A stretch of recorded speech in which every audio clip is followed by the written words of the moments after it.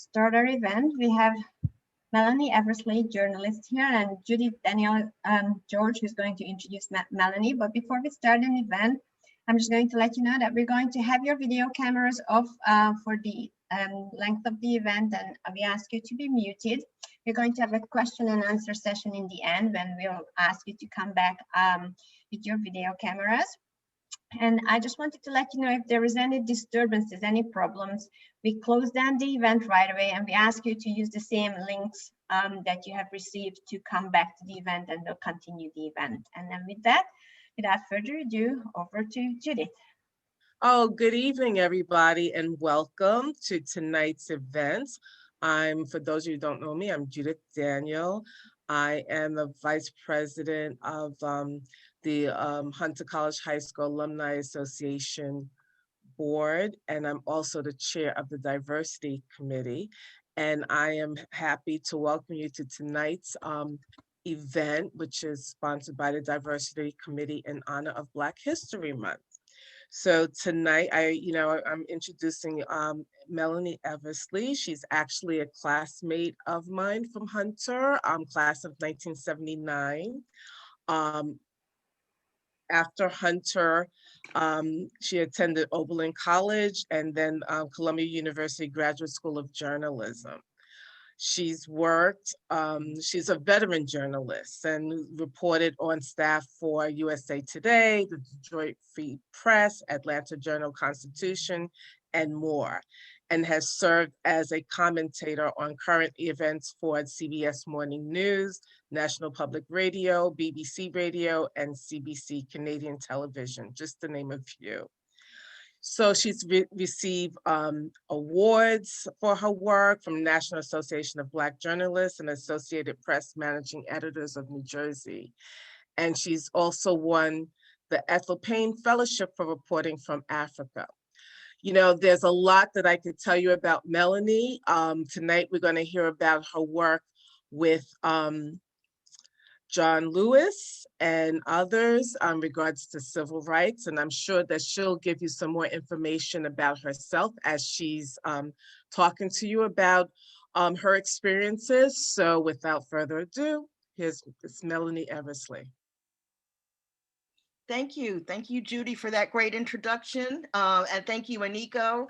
I especially want to thank the two of you because this has been a day of technical difficulties, and Nico especially and Judy have been very patient with me, so thank you.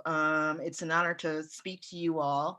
As Judy said, I've been a journalist for more than 30 years now, and history and civil rights, I would say were not necessarily areas that I was an expert in, particularly history.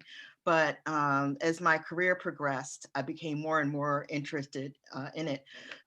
In the early 1990s, things were, I would say, a lot more progressive than they are now in some ways in journalism.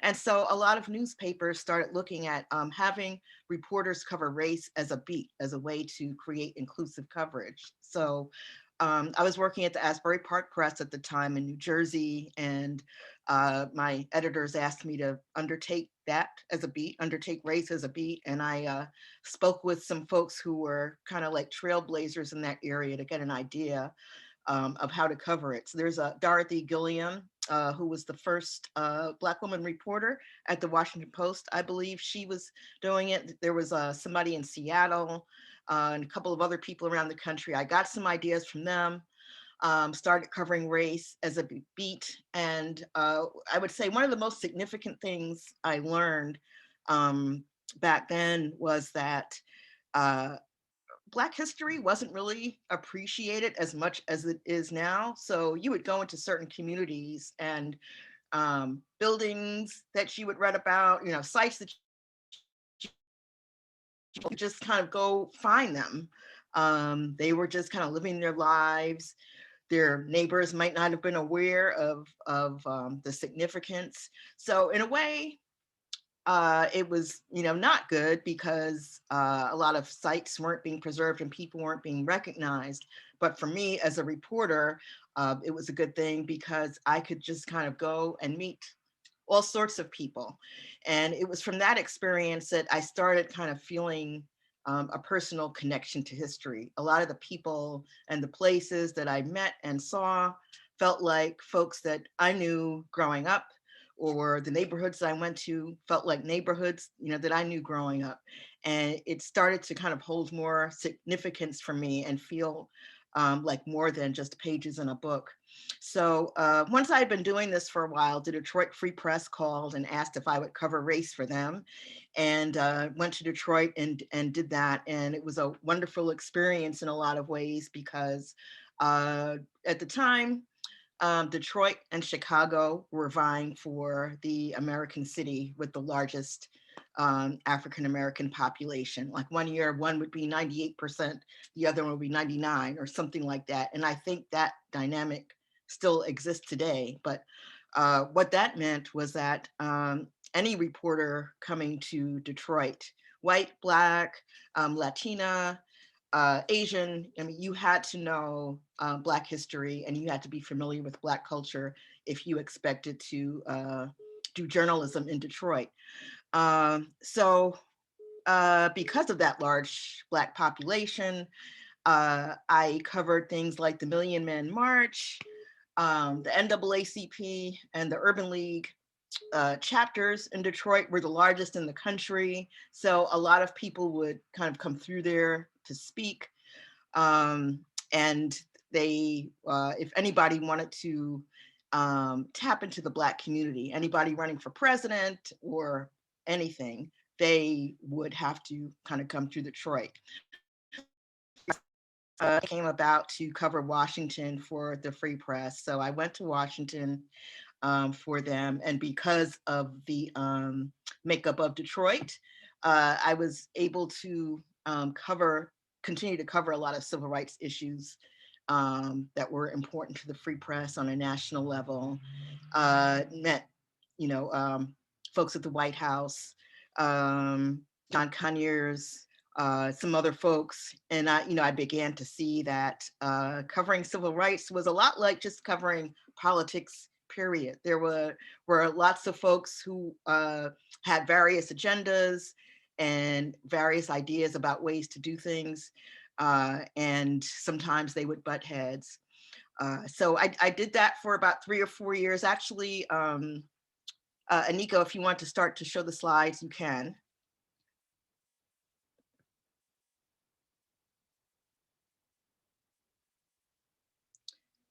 You can go to the next one. So that's a beautiful realtor's photo of the National Press Building. Journalism has changed a lot since then. This was 97 to 2000 that I worked there, but a lot of major news companies had offices in that building. It's down the street from the White House. There are a lot of press conferences actually that take place in that building. So when I worked for the Detroit Free Press, that's where I was based. And I wound up doing a lot of work for just a Knight Ridder chain. So then from there, I did that for about 4 years and then went to the Washington Bureau of the Atlanta Journal-Constitution. So that's the next slide. And that's when I covered the Georgia delegation, the senators and the Congress members from Washington for the Atlanta Journal-Constitution. And Congressman Lewis, John Lewis, was the main person that I covered. You can go to the next slide if you like. And it's interesting because, well, his claim to fame, as you all probably know, he had done many, many things, but he was perhaps best known for taking part in the Selma to Montgomery marches. At the time, Dallas County and Selma were known for just really harsh restrictions against Black people who wanted to cast ballots in any sort of election. Sometimes they would go to the voting registrar and they would be shown a jar of jelly beans and they would be told, okay, you need to guess the number of jelly beans in this jar if you want to be able to vote.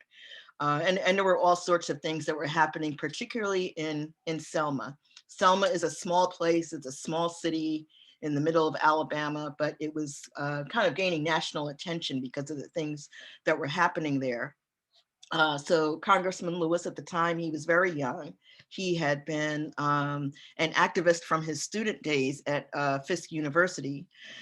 And he and Hosea Williams and a number of other folks from Selma decided that they were going to walk from Selma to Montgomery to demand voting rights for African Americans. And so they started at Brown Chapel in Selma, and they walked about 2 blocks to the bridge. And when they got there, as you all probably know, they were met with a wall of state police who beat them and gassed them. Congressman Lewis suffered a crack in his skull, which was the reason that until his death last year, he suffered from a speech impediment.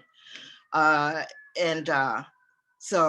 after the trouble at the bridge, Dr. King came in, and he and others successfully finished the march from Selma to Montgomery. And then a few months after that, the Voting Rights Act was passed. But you can go on to the next slide. The congressman was just a wonderful person. I think by the time I got to Washington, and by the time I started working for the Atlanta Journal-Constitution, I came to see that Washington was, in a lot of ways, like Hollywood.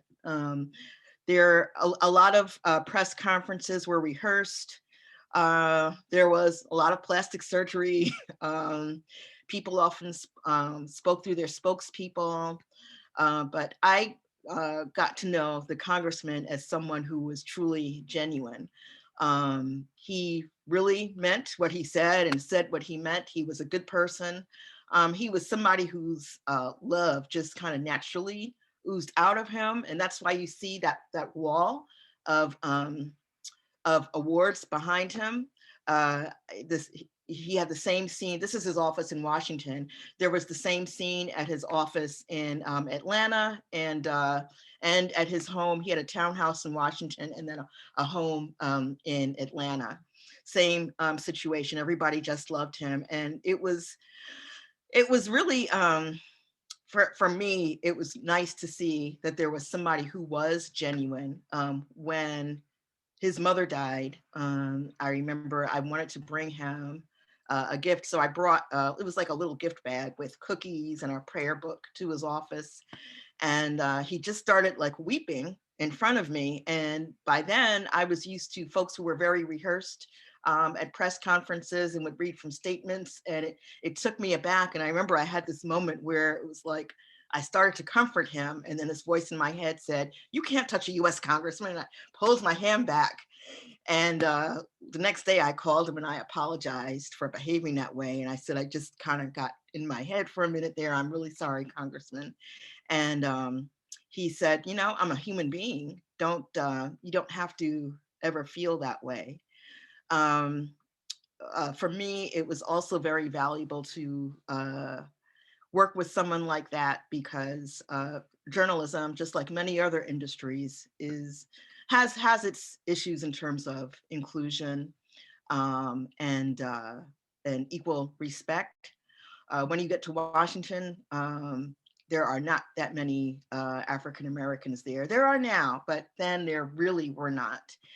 And a lot of times I felt I was treated as if I wasn't supposed to be there. When I started working in my bureau, I was one of 3 people who was covering Washington for the Atlanta Journal-Constitution. And one of the other 2, it was a gentleman, on my first day, he informed me that he covered the House and his colleague covered the Senate. In other words, like, there's nothing left for you. So I said to him, well, I guess I'll just cover whatever I want. And then I broke a story that first week, which they weren't happy about. But things would happen, like the entire bureau. Actually, let me just backtrack. It wasn't just the 3 of us in the bureau. The bureau was owned and maintained by Cox Newspapers, which owns the Atlanta Journal-Constitution, and the Washington correspondents for all of Cox were together in a bureau. There was about, I would say 12 of us. And there were days when like the entire bureau would get up and go out to lunch, and I would be kind of left there. And there were, all sorts of, competitive things going on. And so I would come from that. Sometimes I would, come to see the congressman. I would try to stop in on him and a couple of others daily because he was so involved in national situations that were taking place. And I observed how he would often be involved in negotiating with other folks in the Congress, some who were very conservative and didn't agree with him. And he never lost his cool. And I remember once asking him about that, and he said, you just have to pick your battles. And I actually did get to see that come into play once when I was working on a major profile of the congressman, and I wanted to have like a nice block of time with him, and he was so busy that the only time I could interview him was during his ride from Atlanta to Chattanooga, where he was going to give a speech. So his chief of staff was driving the car, and the congressman along the way saw a mall that had a store called Parisian, which I believe has gone out of business since, but it's a store that was, throughout the South. And he said, "Oh, I want to stop." Now, Congress members, because they're always on the go, they're always on planes going from their district to Washington, they're always going to votes, clothes that hold well are important to them. And I guess for whatever reason, the congressman found that clothes from Parisian suited him well and held up well, no matter what kind of day he had. So we pulled over into Parisian, and the congressman is looking around, and this woman comes up to him with some shoes and asks him, "Can I see these in a size 7?" And I'm looking like, what? And he just calmly said, "Oh, I'm sorry, I don't work here." And he kept on going. So, I kind of went up one side, the woman down the other. "That's a US congressman. What are you doing?" And she's like, "I didn't know." And later on, the congressman said, you just have to kind of pick your battles, So I just feel really fortunate that I got to cover him.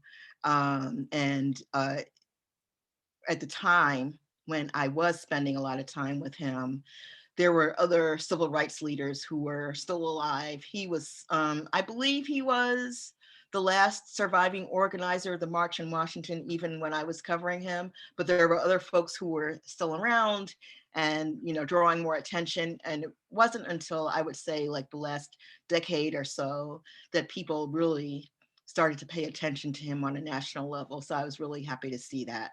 One thing that I sometimes regret is when my rotation, what happens is when you, at least back then, when you were covering Washington for a newspaper, you did it on a rotating basis because editors felt that if you did that for too long, you might become a little bit too close to the people you were covering and a little bit stale. So you would do it for 3 years or 4 years, and then you were expected to go take a beat with the home newspaper. So after I'd been covering the congressman for about 4 years, Atlanta said, "Well, we have a job for you down here." And I didn't want to move to Atlanta because my mom was in New York. I didn't want to move further away. So, we just politely agreed to, part ways. But when I was leaving, the congressman's press secretary also happened to be leaving. And, we talked about maybe me taking on that role. And then in the end, I decided not to do it because I felt that press secretaries and journalists were kind of sometimes adversarial. We're like on opposite sides of the fence. And I felt that if I took a job as a press secretary, I'd never be able to go back to journalism, which was my first love. So I decided not to do it. But sometimes I wonder what my life would have been like if I had been able to spend that time with the congressman. He was somebody who even his staff loved.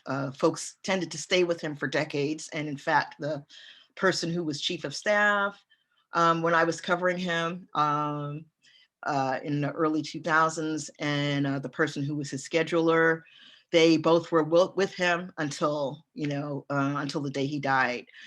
So at any rate, it was just a really valuable experience. And I feel really fortunate I got to experience that. Anika, if you want to go through some of the other slides, there's more John Lewis on here.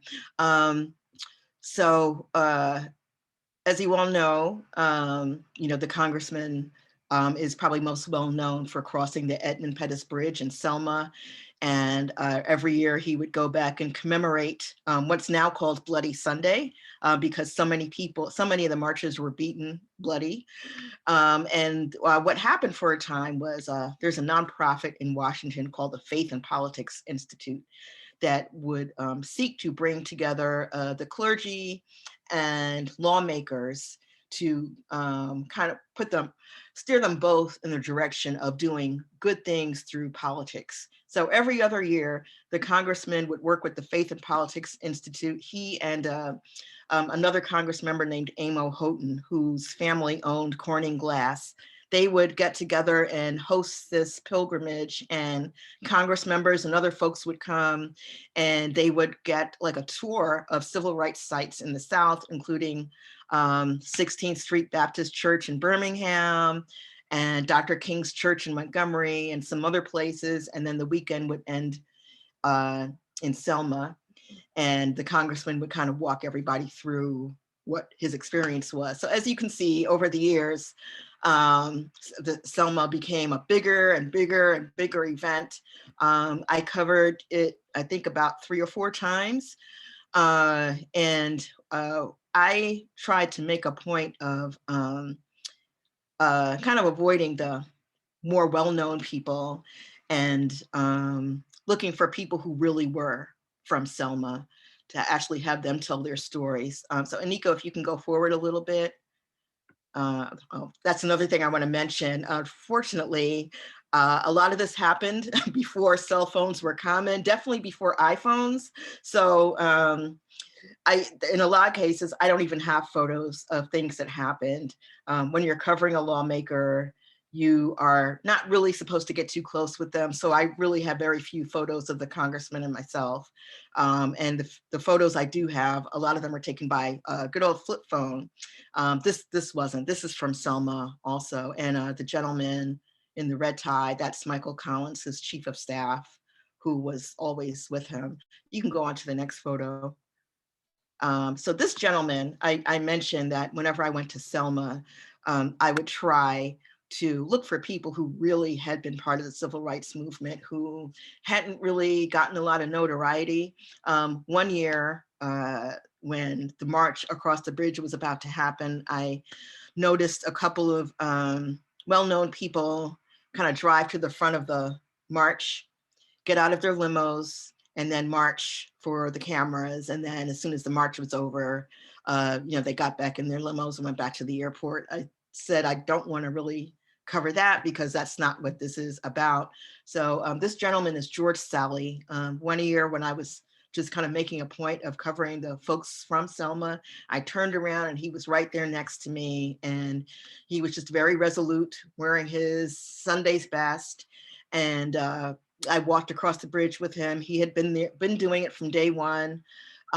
He didn't have the benefit of an education, but he had been on the Selma school board so that he could help other people get an education.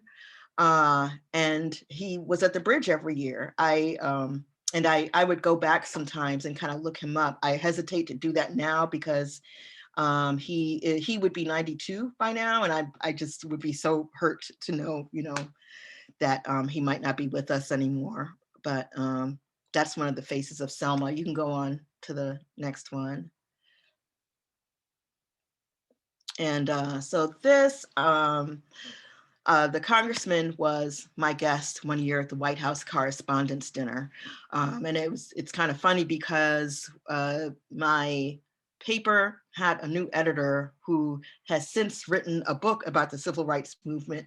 But for some reason, when he took over the helm of the Atlanta Journal-Constitution, he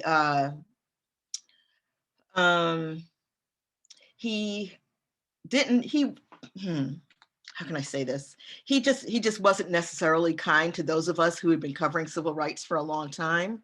And so the congressman was my guest. The reason you see President Bush there is when you bring a Congress member as a guest to the correspondence dinner, then there's a reception with the president that you go to. And there are photographers that go around taking pictures. And I was actually just standing with the congressman, and I didn't even know President Bush was behind us, but then there he was, and he, got in the picture also. So this is what was happening there. And when we went to sit down at the table, this editor I was mentioning kind of sat between the congressman and I, so I didn't even really get to talk to him. But anyway, that's like a memory I'll have, for the rest of my life. You can go on to the next slide if you like. So I'm just kind of go through quickly some of the other folks I met when I was in DC. Julian Bond lived there also. He was a really interesting person. I mean, you would see him a lot of people probably don't know this. He smoked a lot. He was very down to earth. I would see him on the subway sometimes. You'd call him, he'd pick up the phone. But even with all that informality, he was still very formal. As many years as I had been writing about him and calling him, he would always call me Miss Eversley. He never called me by my first name, so I'd call him Mr. Bond. I think once he called because I had written a profile on him. This was for Knight Ridder and for the Detroit Free Press. And I mentioned in it that he had left his first wife. That was kind of controversial at the time. And he was married to his second wife at the time. And so the day the story ran, my phone rings at my desk and I pick it up, Miss Eversley. I was not happy that you decided to bring my first marriage into that story. And I just said, okay. He's like, all right, thank you. Hung up. But in the process of reporting that profile, I followed him around to the two campuses where he taught. He taught civil rights at American University in Washington and at the University of Virginia in Charlottesville. And he would kind of go back and forth. And I forget which campus this is, but I do remember him saying that there was the class at one campus, they were really engaged and interested in his personal experiences during the civil rights movement. And the other class, they were just there to kind of get a grade. And so I know that was frustrating for him. But anyway, it was just really cool to just kind of see him around town. You can go to the next slide. Oh, this is 2015 at the NAACP convention, which this is the last time I saw him. And it was also, I had a good friend who was a civil rights lawyer who I think Ernestine might be on here. She knew Jackie Berrien also. And this was the last time I actually saw my friend Jackie when she was healthy, because a couple months later she would be diagnosed with cancer. But I saw Mr. Bond and said hello to him, and he's still calling me Miss Eversley. And that's just him walking down the street in Philadelphia. Next one. So that's Andy Young, very down to earth person. I can't remember where I first met him, but he, like a lot of other folks that I met, was extremely down to earth and unpretentious, would always give you, I had the phone number and he'd be like, call anytime. And sometimes you would forget what these people had done because it was just like they were your uncle or your cousin. So this is him at the weekend leading up to the dedication of the Martin Luther King Memorial, which was, I believe, 2011. And there had been a lot of planning, a lot of negotiating in the years leading up to that, because you had the King family, they wanted things a certain way, and there were many members of the King family involved. And then you had the folks who had worked with Dr. King, and you also had his fraternity, Alpha Phi Alpha. And so all those folks had to come together, finally raised enough money. At that time, space on the National Mall was really becoming scarce. So it was important to get that memorial up soon. And so they were able to do that. And this was at a service at the National Cathedral. Again, taken with flip phone. So you can go to the next one. So this is Bernice King. This is actually the day of the dedication of the Martin Luther King Memorial. And the main one thing I remember from her was that she was always on the go. I caught up with her in the days before the dedication. And I think I remember being at the Amtrak station in Washington, waiting for her to come off of a train because I knew I would have limited time with her, and she was bringing like a class of students with her. So I did an interview in Union Station or something while we were standing up. And I remember asking her like how she got so many things done because she's always on the go. And she said power naps. She would take 20-minute power naps in the car, on the train. And that was how she put in so many hours. So that's her. You can go on to the next one. So next person I want to bring up is Rosa Parks. Mrs. Parks, as you all know, led the Montgomery bus boycott when she refused to give up her seat. On a bus in Montgomery, Alabama.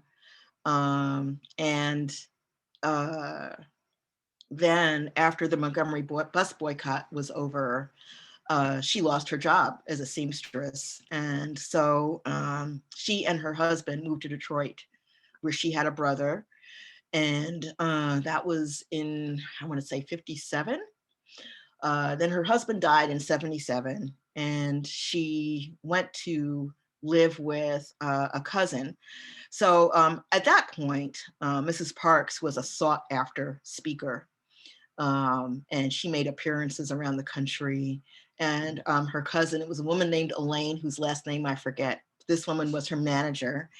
And from the money that Mrs. Parks made from these appearances was used in part for her upkeep. So she lived in this apartment complex, Riverfront Towers. I'm seeing somebody saying they can't see the photos.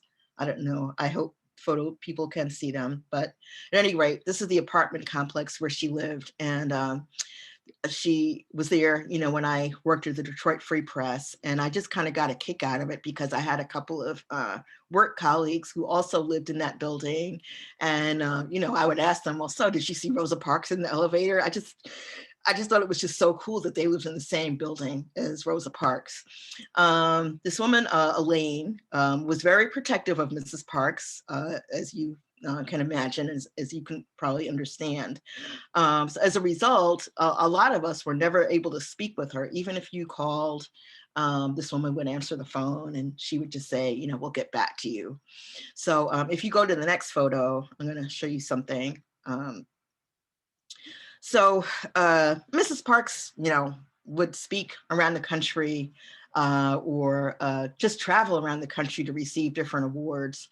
So when I went to Washington, she came to the American Postal Museum, which is near Union Station, for a ceremony where she was being honored. I think this is a photo from that ceremony.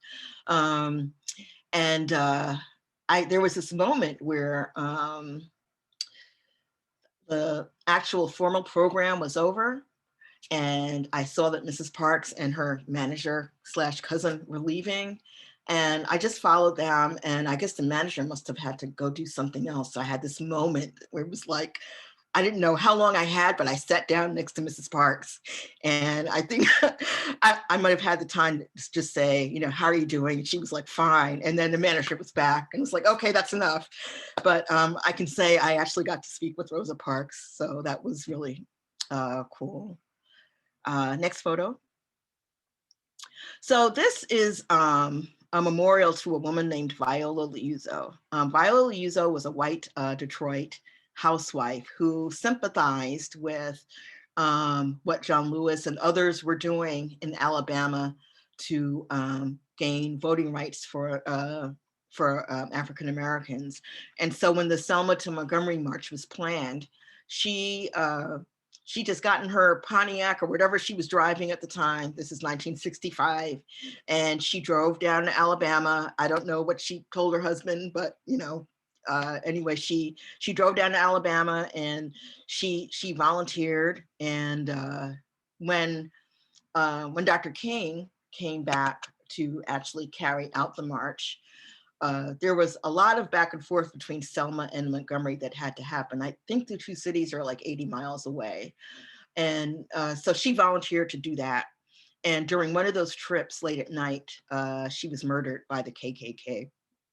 And so after that, there was years after that, there was a Black sheriff in the area, and he and some others raised money to erect a memorial to Viola Liuzzo in the place where she was found dead. And so that's this memorial, and there's a gate around it because sadly, even to this day, people will drive by and throw rocks, beer cans, et cetera. That's pretty common of people who were active in the civil rights movement. So you can go on ahead to the next one, next photo. That's the memorial again. You can go to the next one. So as you all know, the newspaper industry has been really hurting, for the last 10 or 20 years with the advent of the internet and social media now. And there was a period where newspapers were doing all they could to try to save money. So I was at USA Today at the time that this photo was taken. And for a while we had a series of furloughs. And so a lot of us tried to kind of make lemonade out of our lemons, and we called our furloughs furcations, and we would try to do interesting things. And so during one of mine, I went down to Selma. It just happened to time with the commemoration of Bloody Sunday. And then another time, I just decided I would do something different. I had, in the years when I was covering Congressman Lewis, I had always heard about Viola Liuzzo and was just curious about her. And I tracked down her daughters. She had 3 daughters and a son. The son kind of disappeared into the wilderness somewhere. That's another story. But there were three daughters who were living on the West Coast, and I went out and spent a week with them. Actually, these 2 sisters in particular, that's Mary Liuzzo Lillebo on the left, who now is a trained diversity consultant, and Sally Liuzzo is on the right. And she frequently travels around the country to speak about her mother. And then in the light blue jacket, that's Evelyn Lowry, the civil rights leader. And this photo was taken during one of the annual tours that Mrs. Lowry would lead throughout the South that would also culminate at the commemoration of Bloody Sunday in Selma. So these are the daughters, and I would say the biggest lesson I learned from them is that a lot of times when we hear that somebody died or there was a violent situation, we might think that the incident is encapsulated in that one day, but the Liuzzo family, to me, was a demonstration of how there's always a ripple effect. Like their family had a lot of troubles over the years because their mother was murdered. And they are together now. They've made peace with it. And one way they've made peace with it is by going out to speak and appearing at events like this. So you go on to the next one.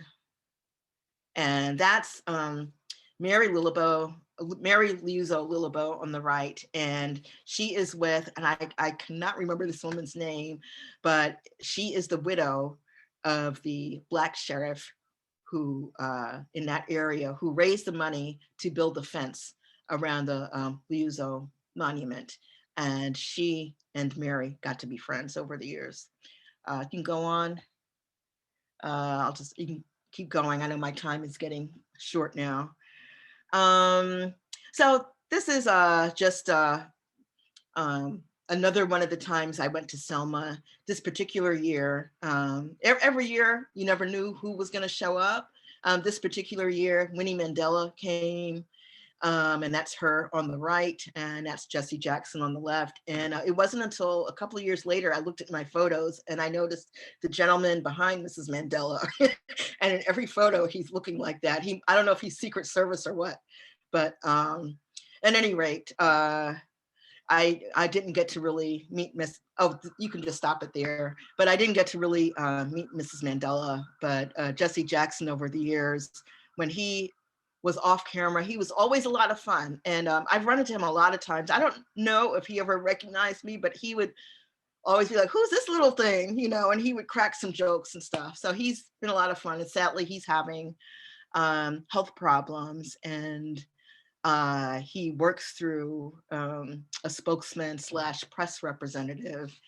And, you know, the last time I spoke with him on the phone, it was really hard to understand him. So I know he's struggling, but, you know, he's still around. And with that, I'm going to end it there, see if folks have questions, but thank you so much for allowing me the time to share.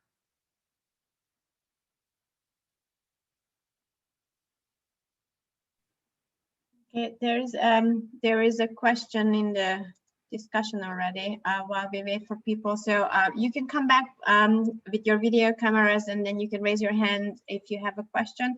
While you're doing that, the question from Dana Rose Perez was, other than subscribing to local papers, what can people do to support good quality journalism? Yeah, so there are some national nonprofits that are still doing good work. NPR, ProPublica, and I would just kind of keep an eye out for other national organizations that are doing the same. A lot of journalists who have been laid off are kind of coming together to create their news organizations. I've actually been working on one for a few years. And if there are individual journalists who you like, who you've been following, you know, Google them and see where they are now, because I know personally a lot of people who are, if they haven't created something yet, it's in the works. There's a woman named Erin Haynes who was at the Associated Press for a long time, and she now is heading a news organization called, I want to say 19th.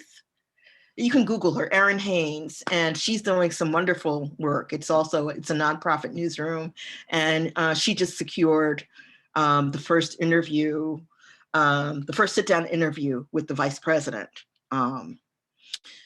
So. Thank you. Any other questions?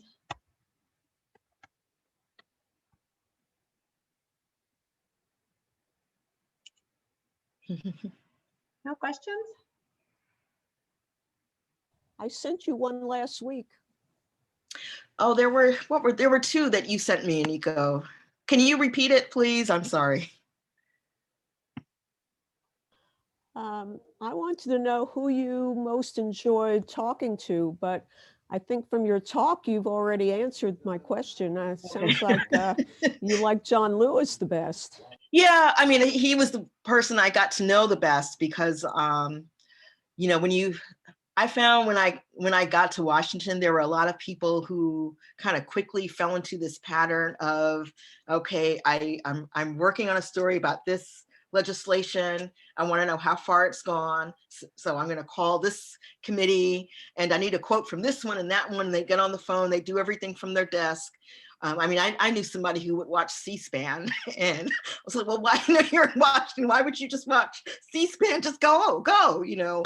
But I felt that I got better stories and I formed better working relationships by seeing people. And because I was right there, I would just go visit the lawmakers every morning. That was my first stop. And I would pick like 3 or 4 people to go see in the morning before I went to the office. And you know, because I was working for the Atlanta paper and Congressman Lewis was the main Congress member, and his office was in a place that was easily accessible or on the way to a lot of things, I wound up seeing him like most days.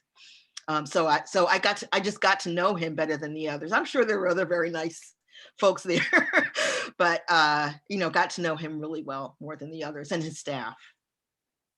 Yeah. Thank you. Mm-hmm.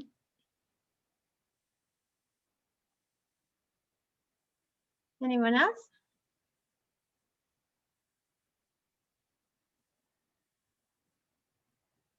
what stimulated your career in journalism?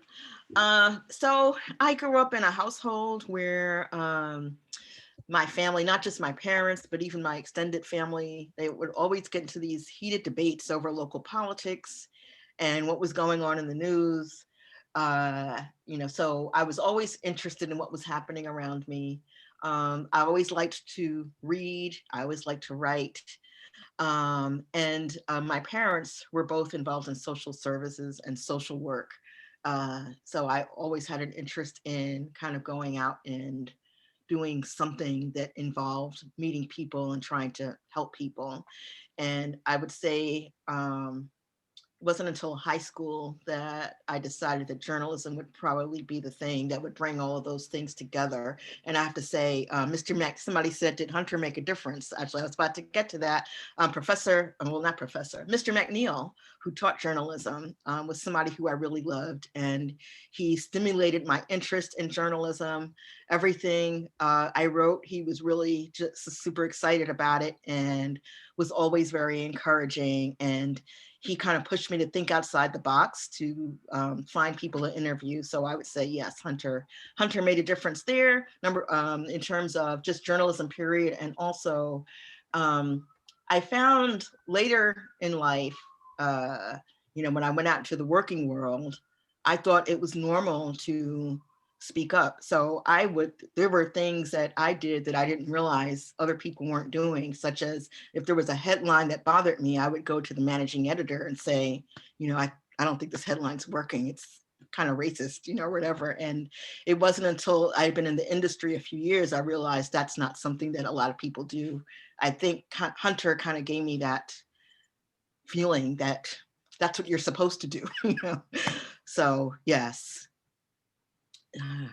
Great, So Judy thank you had so a much. question. Oh, Melanie, thank you for sharing your experiences. And my question is about what words of advice would you give to present day activists from your experiences? And I would say, definitely develop a thick skin, kind of go into it. I mean, it's sad to say, but kind of go into it assuming that not everybody is going to like what you're doing. And if you, if you have people who are supporting what you're doing and are, giving you accolades, but you also have folks who are sending you hate mail or calling you or whatever, that's how you kind of know you're doing the right thing. But also, protect yourself. Sometimes it can get to be a bit much. I noticed in the era of social media that I would get a lot of folks kind of coming after me on Twitter in particular. And when I compared notes with other journalists, particularly like Black women journalists, they all were saying the same thing. It had happened to them. And in fact, a friend created an app that would kind of help prevent that. But I think it's good to kind of go in assuming that some of that's going to happen so that you can kind of be psychically ready for it. But if it gets to be too much, be prepared to kind of give yourself a break, because sometimes it's kind of hard to be in that space. You have a question in the chat from Elizabeth Dooling saying, how was Oberlin different from Hunter and New York City?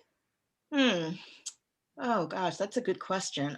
In some ways they were a lot alike. I think both schools see themselves in the same light as being very liberal and encouraging people to kind of step out of their comfort zone and do different things. But I think Oberlin may have been a little bit less like that than Hunter. Hunter's in the middle of New York City. And so if you're coming to a school and folks are coming from all over the city, all over the 5 boroughs, you're naturally going to get used to people from different backgrounds and people with different histories, which I thought was a very cool thing about Hunter. I would say, at Oberlin you had that too, but they were more like people were definitely separated into their groups. And I think that I haven't been there to speak lately, but I used to go back pretty frequently to speak to journalism students, and I was surprised each time I went back how I would say segregated it was, and there were fewer and fewer students of color. And a lot of that is largely because of the expense of education, and there are other factors too. But I think maybe Hunter was a little bit further ahead than Oberlin in terms of that welcoming environment. Can you speak about any levels of racism that you may have experienced during your time at Hunter? First off, I'm not, my parents were the type of people who didn't want to tell me you're going to experience racism. They kind of waited for me to figure out what was going on. And then when I went to them and said, wow, I'm really frustrated, this is what's happening, then they would say, okay, this is why. So it wasn't actually till I got to Oberlin and I tried to join the school newspaper. And I was like rebuffed a number of times. I finally got in after trying and trying and trying, and I didn't understand what was going on.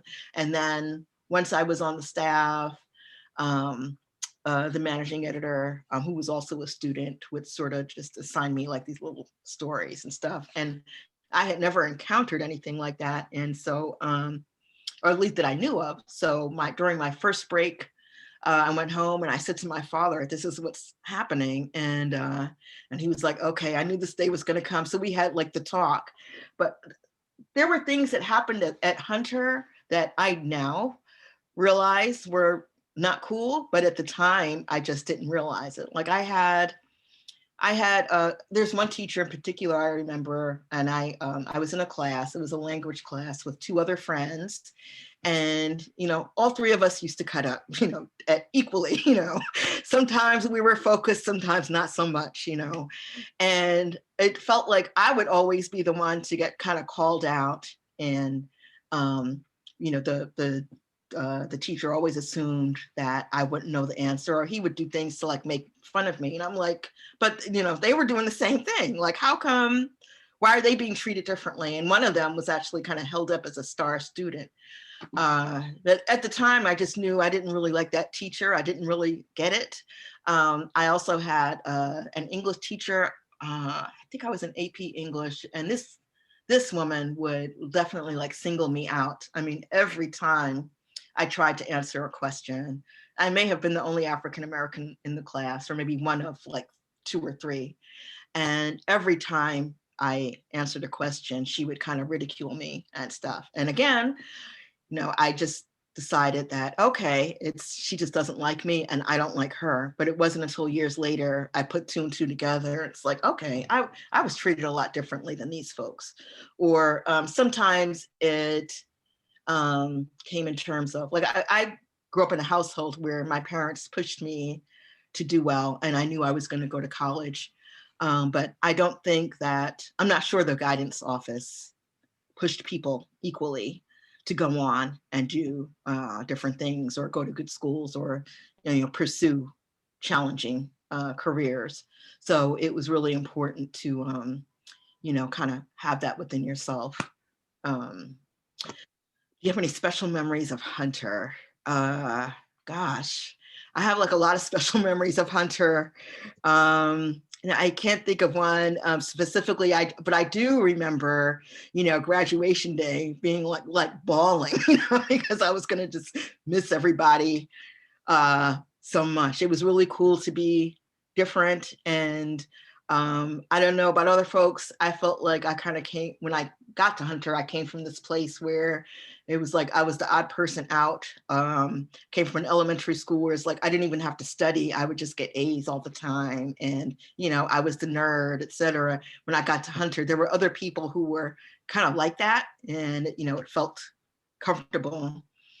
So I just miss overall that feeling. And I will say it was really interesting. For the first couple of years, my class was at 466 Lexington Avenue, on 2 floors of an office building. So it was just real interesting to have to, go take the subway to Grand Central every day. And sometimes you would see the working ladies and other folks. It was, definitely like a culture shock, but it was just cool to kind of be part of that for a while. So, what college would you have chosen knowing now what you know? I might have, I mean, I think it was, my school was like a well-rounded liberal arts college, but it was sort of like a cocoon. Oberlin is in, the hills of Ohio. And if you're thinking about journalism and maybe trying to practice it in New York and going up against people, particularly as like a 5'3", Black woman, trying to, be heard at a press conference, there are other things that would also, prepare you that didn't exist at Oberlin. So I might have gone to a place like Syracuse or Northwestern that are like hardcore journalism schools that when you come out, you really know like what you're doing and you have like a confidence about you. Howard also, I've noticed that every journalism person, every student period that comes out of Howard just like has their act together, So I think it would have been interesting to go to a school like that, as it was when I graduated from Oberlin and I was just kind of feeling my way around. My first job was at a TV station in New York. And that was my first experience, like people stabbing you in the back and stuff. I was like, this place is crazy, and I had no idea how to handle it. I mean, I figured it out after a while, but, I think a place like Syracuse might have prepared me to expect that. Yeah. So thanks, Lisa. Are there any more questions? If not, then Judy, do you want to close? Well, I would like to say thank you to Melanie for presenting on her experiences with civil rights activists and sharing some of her, personal anecdotes about the individuals. And I'd like to say thank you to the audience for spending this time with us and asking your questions and just learning more about the alums and the things that they do, as well as just being here with us. So thank you. I also would like to let you know that the diversity committee of the Alumni Association will be continuing on with presenting some events. We have another event coming up in addition to other events that you'll get announcements from Eneco about. Well, we have another event with another one of my classmates, I have to say, that will be coming March 8th, I believe is the date, celebrating women in history. So, and I believe the presenters on tonight, Dr. Ernestine Duncan. So look out for the announcement. And I think it's great. Oh, there's Ernestine. I think it's great that, presenting on women in history, since we were the last all-girls class of Hunter. I say that all the time, class of 1979, last all-girls class, and so I look forward to seeing you all and more of you, invite, classmates and people, to our events in the coming weeks, at the next event. So thank you, everybody, and have a great night. Thank you. Right, thank you. Everybody. Bye. Bye-bye.